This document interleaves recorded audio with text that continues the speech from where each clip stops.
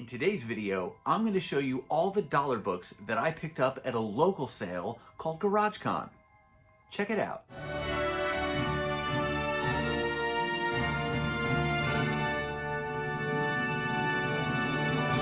Hey everyone, and welcome to my channel. My name's Chris, and this is Northgarden Comics. So it's a snowy, sunny, cold Sunday morning here in Minnesota, and it's quiet in my house. Everyone's out doing various different things, and I thought I'd take advantage of the quiet and get a little haul filmed here as I sit and enjoy my morning cup of joe in a cup of cheer, very appropriately this holiday season. But I've got a stack of books here that I want to show you. These come from a sale that happens a few times a year. It's called GarageCon, and essentially that's just a garage sale that's all comic books. In this particular case, in my area, GarageCon gets hosted by one of the owners of Most Wanted Comics. I've mentioned them a variety of times in my videos, and I'll put links to Most Wanted Comics down below. Interestingly, later this month, they are having a liquidation sale, which is going to be a massive warehouse clear-out sale. Thousands and thousands of dollar books, so that's going to be a great sale to attend. So if you're in the area, definitely check out those links below. But GarageCon is hosted by one of the owners, and he opens up his garage at his house, clears out all his normal stuff, and fills it with long boxes of dollar comics. And it's a great way for me to fill out runs. But in addition to kind of the normal mainstream stuff that you typically see in dollar bins, it's also an opportunity to find some, less commonly seen books. Because as they acquire collections, and this is just me talking, so I'm kind of guessing here, but they go through a collection, they pull out all the major keys, get those priced appropriately, but then at some point they look and maybe they don't have time, or it's just a bunch of bulk, so they say, well, we're just going to make it all dollar books. And if you can get an opportunity to go through those boxes at the earlier end of that timing, that's when you can find some of the more fun, unusual things that you don't see in your common dollar bins. And I've got a few examples of that today. Even have a really cool surprise find. I bought the book for one reason, and when I got it home, there was a whole second reason that I didn't even know existed. And I'm super happy, or doubly happy, to have found that book. So you'll see that as well. But let's go ahead and take a look at the dollar books that I got at this GarageCon. Starting off, we've got this one issue from Fantastic Four Volume 1. This is issue 295. It's not an issue that I was particularly going for. I am actively trying to complete the John Byrne run of Fantastic Four, which starts in the early 200s and goes up to like issue 293.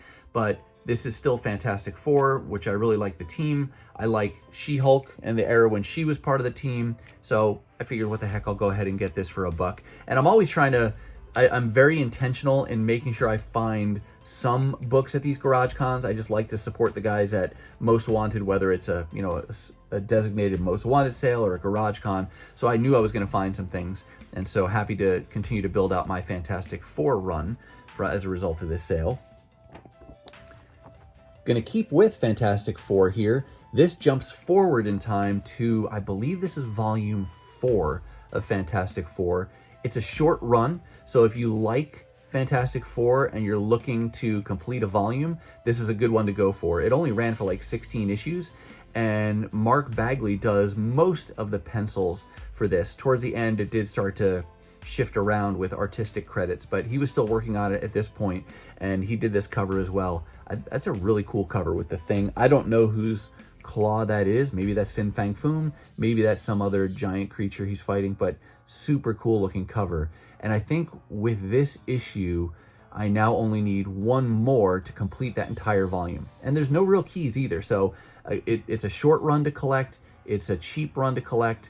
And so if you like Fantastic Four, if you like that creative team, it might be something fun to try to be on the hunt for. Gonna jump over here to some DC.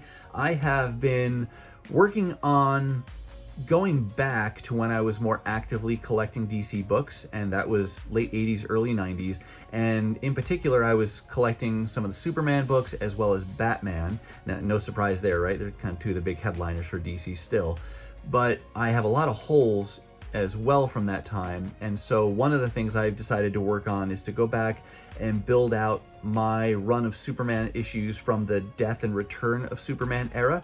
And the way I'm doing that is I took advantage of the recent printing of the Death and Return of Superman omnibus, and just online looked up the table of contents and used that to create my wish list for the specific issues that I'd like to hunt for.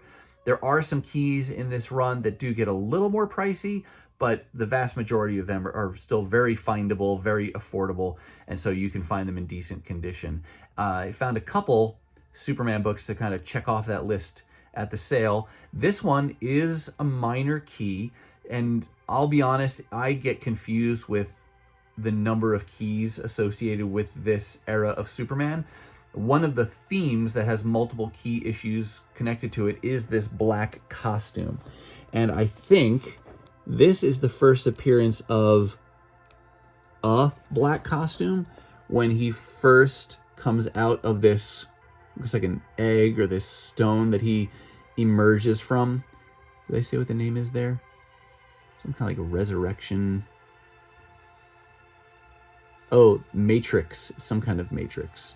But he pops out and he's in this black costume that's kind of got that white bands down the sleeves and things. That's the first appearance of this costume, but I know there's a couple other issues later on that are his first appearance of like his official, what becomes his official costume. Because I think, did that one not have the Superman S on the front? I don't think it did. No, it's just kind of blurred out there. There's nothing on that. So there are additional keys, and that's why I said, because there's multiple versions of the keys or the different, you know, slight nuances in what that key represents, it gets confusing. But this Action Comics 689 is that first appearance of that, the very first black costume. So I figured, what the heck, for $1 and it's in good shape, I'll grab that. The other thing I'll point out is that you're noticing that a lot of these books are not bagged or boarded, and that's how they were at the sale as well. And I'm very happy to say that they're in decent shape. You know, you get a lot of time in the long boxes with a bagless, boardless book, and people rummaging through those, and the books definitely start to take some damage, both from the fingers going across the top, spine ticks down the sides, people pull stuff out and shove things back in that they don't want. So I'm happy that I was able to get to these early enough that they're still in good shape. One other one to point out here, this is Superman Man of Steel, issue 19. And another theme of keys that gets confusing for me from this time of Superman books is the Doomsday appearances. I went and looked up online all the various keys associated with Doomsday, and I think in like chronological order, this is the 10th Doomsday related key. And so I think technically this is when Doomsday is first fully revealed. So he had some kind of special suit on top of this, of his actual person, and this is the first time we see him in, you know, his natural state. And that's a pretty gruesome opening page there where he's snapping that guy's neck. But that's his first appearance. There's a whole slew of them, I think like 9 others before this, where first cameo, second cameo, third cameo, fourth cameo, and then he's got that suit on and things like that. So this is one of the less valuable keys, but still happy to find it for $1 and to add it to the collection, and made, you know, a couple issues of progress there on this era of Superman books.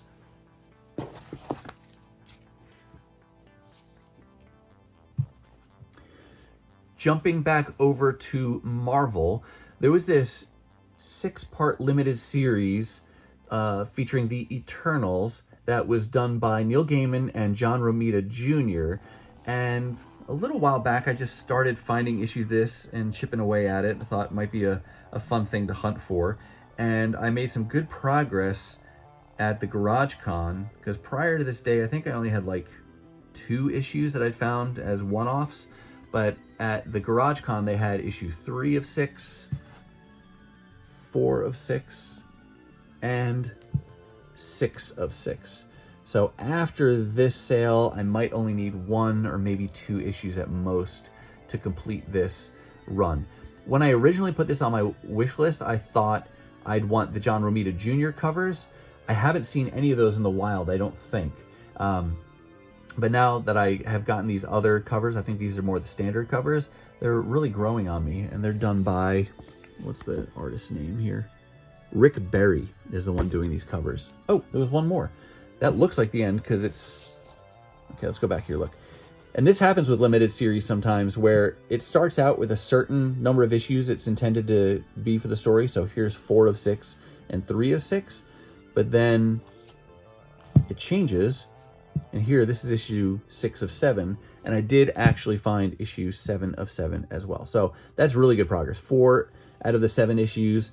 And maybe I had 1, maybe I had 2 of those. So maybe I only need 1 more to complete this whole limited series. So great progress on that one.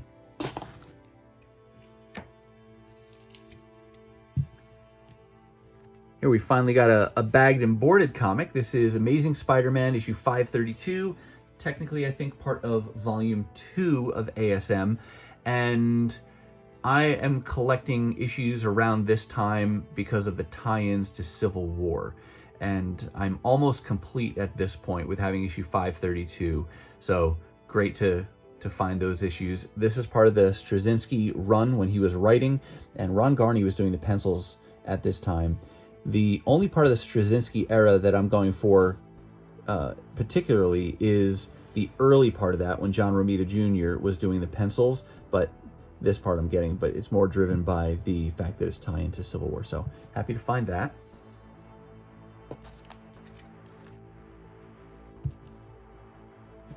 Here's one of those books that I mentioned at the beginning that it's in the dollar bins, but not one of the things you typically see in the dollar bins. In fact, I've never seen this issue before in the wild at all. Didn't even know it existed. But if you've been watching my videos, you know that I've been working on some of the early part of the Generation X Volume 1. And last week, I think I showed you an ashcan edition that I found previewing this upcoming series. And now I found this collector's preview, which I'd never heard of before. It came out, I can't tell if it came out before the issue number 1. It seems based on the title that it would have come out first, but I know that issue 1 of Generation X is dated September of '94, and this is October. So maybe it came out right around the same time or just after to just preview and to promote the new series. But it's all just character descriptions, articles, samples of artwork. Scott Lobdell. So creator interviews, characters. There's Chris Bacalo. Any of you know the correct way to say his last name? I say Bacalo, and I've looked it up online, but I think it might be Bacalo. I'm not sure. So my apologies to Chris if I am butchering his name all this time. So more creator interviews, other articles and things. Just a fun little find. And I don't know about you, but I like to pick up these kinds of things. I feel like sometimes it's not that it's a key or that it's going to be valuable, but it is just a fun representation of some of the marketing materials and things that came out for whatever particular era it's from. In this case, the early to mid 90s. So I like to find those ashcans. I like to find the previews. I liked the Marvel Age series when that was coming out, and they were selling that as a preview magazine every month. And so I still grab the freebies and things like that. I just think it's a nice insight into the collecting, not just the industry, but the collecting hobby. So happy to find that kind of a more unusual find at the sale this day.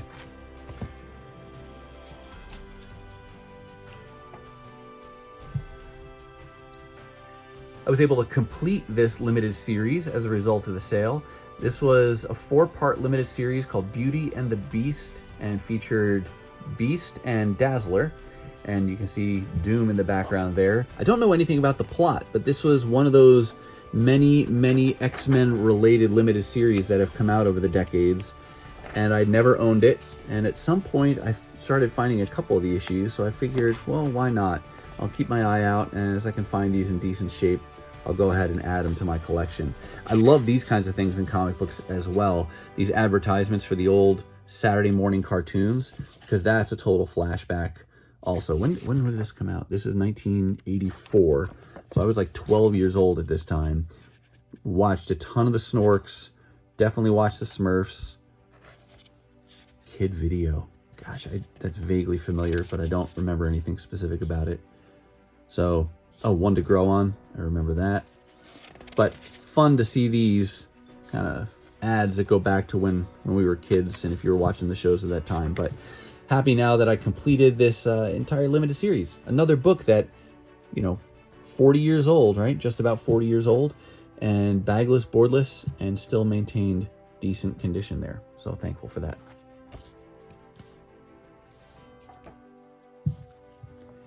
Here was my surprise bonus book. So I'm not collecting Avengers in any kind of real comprehensive way, but I am always drawn to Bronze Age books, particularly when it's a team or a character title, things like that, that I'm interested in or that I like, even today. And I don't know a lot of the Avengers storylines from the Bronze Age, but when I see Avengers issues, really sub 200 numbers, and they're in okay condition, then I'm likely to pick them up just because they're fun Bronze Age pickups. And this is issue 199. It came out this is September of 1980, and I got it for that reason. Just a cool Bronze Age Avengers book to add to my collection. And I'll, chip away. I'm going to have lots of holes, more holes than not in this title, but it's just a fun grab. But when I got home, I was flipping through the books that I got and happened to get to the middle of this one. And look at this. It's a Mark Jewelers insert. So, which doesn't necessarily mean this one's more valuable. I don't know which Mark Jewelers issues are valuable and which ones are not, but the only thing I can tell you, and I've learned this from others, the Mark Jewelers inserts, apparently these were inserts that represented issues that went to military bases. So they only went to military bases, and they were trying to appeal to men and women in the military to either get things for themselves, or primarily, I think it's to be able to encourage them, hey, you want to pop the question to your significant other, you can get your ring here through Mark Jewelers. So they're not as common, but just a fun extra bonus reason to have picked up that book that I did not know when I pulled it out of the long box. Just happy to discover it. I have heard that if you look at these sometimes from above, you can sometimes see, I can't tell anything there.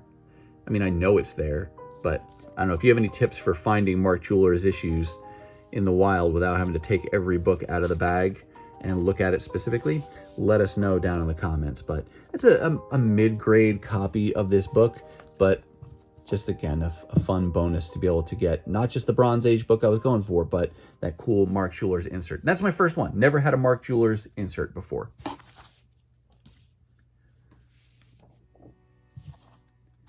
Got a few books from Alpha Flight that I've been hunting for a while now.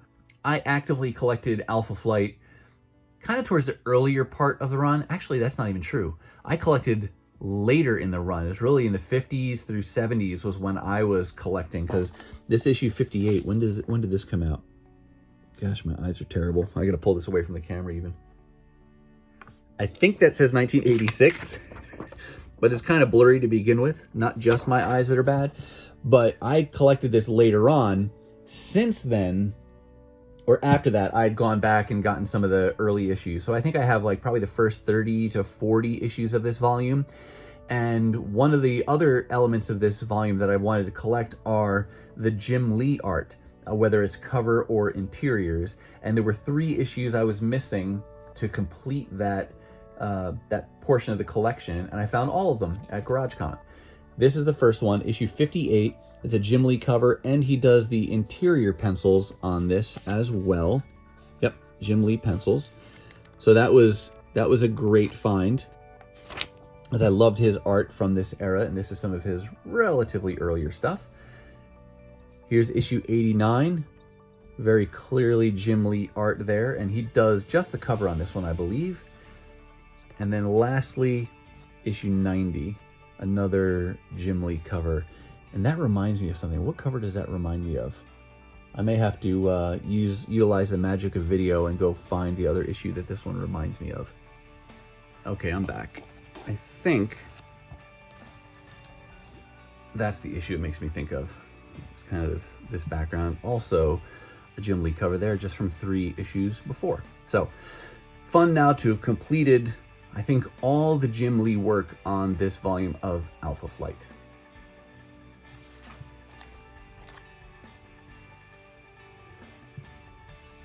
I think last time I showed you, or in the last one of my recent videos, I found the first couple issues of this X-Men Die by the Sword limited series, 5-parter, and it was at GarageCon that I completed it. I think I'd mentioned that I'd completed it last time, but I couldn't remember when or where I found the other issues. But these are the remaining 3 that I needed to complete this Die by the Sword.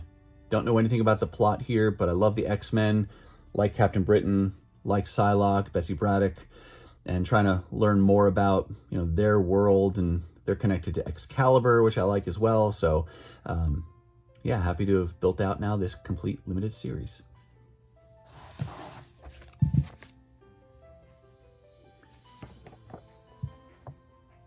Going over here to Miss Marvel, I think this is volume 2 of Miss Marvel. Her character is definitely a tough one to keep track of in terms of volumes, just because her name has changed, but then there's different people who have held the name Miss Marvel. So, you know, I'm very happy for online resources that help us keep track of these things, and particularly my CLZ app, which helps me keep straight which volume is what and which issues go where. Otherwise, it's just a daunting, confusing mess. But this is a volume that I have found a couple issues in this volume over the last couple of years, including issue number 1 and a few others that I just liked, bought for the art or for the cover. And they had a few more issues of Miss Marvel at the sale. This issue 5 I got just because it's a lower number, and I think it's a minor key. This may be the first time that her cat gets referred to as Chewy. Not significant, right? It's not gonna make enough money to retire on or anything crazy like that, but just a fun reference there. I think. Oh yeah. Ready to see your new home, Chewy. So I think that's, oops, that's out of frame. That's the first reference to the cat being Chewy, but not like it's a major thing by any means, but just a fun early issue to get, and it was just a bonus. It's a minor key. Then I also picked up 3 other issues that are also tie-ins to that Civil War event. Issue 6, 7, and 8. So character that I like, event that I like, so I figured they had the issues that were the tie-ins, so I went ahead and got those.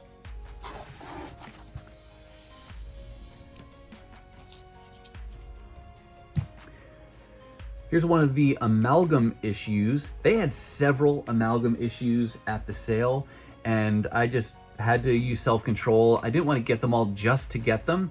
I'm not that interested in getting all of these characters or issues or titles. Some of them seem kind of interesting though, like this Spider Boy. Is that a mashup of, I don't know if it's Spider-Man, obviously, but who's the boy part? Is the boy part like Boy Wonder Robin, or is the boy part like Superboy? I don't know, but it's not, I would guess Superboy, because the spider here looks more like the S on Superboy. But this is one of the issues I thought would be cool to get, so I went ahead and grabbed that for the $1, of course. Then we've got here this issue of Action Comics, kind of going back to those other Superman issues I showed you, where it ties into the death and return of Superman. I have this one. This one technically though is the 3rd printing, and it's not truly a duplicate then, so I figured I would go ahead and grab it. The other reason I got it is because this one is in much better condition than the copy I have today. So now I have a copy of the 3rd printing, as well as, I think it was the 1st printing I have, but this one's in nice shape as well. So happy to have been able to pick that one up and know that it's not truly a duplicate. And then lastly, I gotta take this out of the bag. You heard me mention ashcan editions before. Here's an ashcan I'd never seen before, originally sold for 75 cents. Amazing Spider-Man. I don't even remember when this is from. From the desk of Danny Fingeroff. When is this from? So you got a little origin there of Spider-Man. Recapping. Is that Mark Bagley art there? Looks like it. Enemies. Ah, coming soon. Okay, pages from the personal life of Peter Parker. So this is leading up to Amazing Spider-Man 389. I don't know if that's the beginning of Mark Bagley's era on ASM or if that was somewhere in the middle. Oh, this is just promoting kind of some things going on in Spider-Man at that time. My Spider-Man history is terrible, so if you know kind of particularly what drove this ashcan in 1994, then let us all know down in the comments. That's a cool Mark Bagley print on the back there. And interestingly, I wonder if 94 was a big time for ashcans, because those other ashcans I showed you last time were also from like 94, 95. But that was the final thing that I found there. And yeah, just a good little pickup, and always a fun time at the GarageCon, building out runs and just finding cool, interesting, odd things like this. All right, that's going to do it for me, and that's going to wrap up this haul of dollar books that I picked up at the most recent GarageCon. Now, if you're in the Twin Cities metro area, don't forget to check out the link below to that sale going on Saturday, December 10th. It's a liquidation sale hosted by Most Wanted Comics. Should be a ton of great books to be had. Now, before we go, how's it going for you? What kinds of things are you finding in your own comic adventures recently? Any good series you're on the hunt for, or any big scores you've made of late? Let us know down below. Now, if you're not quite ready for the YouTube fun to stop, I have hand-selected a couple videos here for you to check out. As always, thank you so much for watching, and I'll see you next time.